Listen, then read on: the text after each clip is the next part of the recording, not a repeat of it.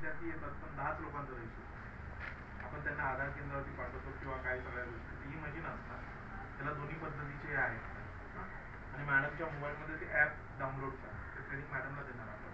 समजा आता हे मी इथे लावलं बरोबर, ते मॅडमला आम्ही सगळं सांगू. तुमचं टेन्शन फक्त वेळेत येणं हाच आहे. हे आलं की आता प्रत्येकाला एक कोड असेल, 6 अंकी कोड. आता तुमचं काय नाव आहे? शीतल. तर शीतलचं 0325 असा तो गव्हर्नमेंटकडूनच कोड. मग इथे मॅडम टाकतील ॲपला 0235. शीतल इथे येणार आणि थंब लावणार असं. मग शीतलचा इथे काय येणार, फोटो येणार आणि त्या फोटोला फक्त मॅडमने काय करायचं, ओके, की हजेरी लागते.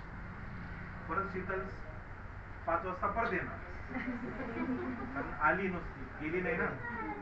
जाताना परत 02 तोच नंबर, तो नंबर 80 दिवस तोच नंबर असणार हा सगळ्यांचा एक कॉमन. आणि तो कोड जनरली आधार कार्डचे शेवटचे 6 अंक, 6 अंक शेवटचे तोच कोड जनरली येतो, वेगळा काही येत नाही. तर या पद्धतीने तुमची बायोमेट्रिक अटेंडन्स लागली. आणि हा अंका जो तुम्ही लावताय, हा आधार कार्डवरती जो लावताय तोच लागतोय. दुसरा कोणीतरी लावला आणि 0345 टाकलं तर काही होत नाही, रिजेक्ट येत, तुमचा फोटोच येणार नाही. जसं आधार केंद्र आहे, हा जो तो ॲप जो असणार, आधार इनेबल बायोमेट्रिक सिस्टीम आहे, म्हणजे आधारला जो व्यक्ती दिलेला आहे, बॉक्स नाही, आधारच्या व्यक्तीशीच मॅच असणारा तो ॲप असणार. पण सध्या अजून मिनिस्ट्री कधी ॲप लावेल अजून सांगता येत नाही, कारण पूर्ण देशामध्ये 300 जनशिक्षण आणि 300 जनशिक्षण प्रत्येक 90 बॅच लावतात. 90 बॅचेस पैकी प्रत्येकाने 10 जरी लावल्या तरी 3000 बॅचेस, 3000 बॅचेस मध्ये प्रत्येक बॅच मध्ये 20 विद्यार्थी, म्हणजे 3 दुने 6 लाखांची अटेंडन्स एट अ टाइम घ्यायला मिनिस्ट्रीला पण ताकद लागणार आहे, बरोबर. तर आपण असंच प्रार्थना करू, आपण म्हणजे तुम्ही, मला तर काही फरक पडणार नाही, तुम्ही असं प्रार्थना करा की मशीन लगेच लागू नये. हा सध्या तरी 1 महिना काय तुमचा निघून गेला, 1-1.5 महिना, आणि नंतर लागली तर तुमची ऑलमोस्ट 50% हजेरी पक्की असणार.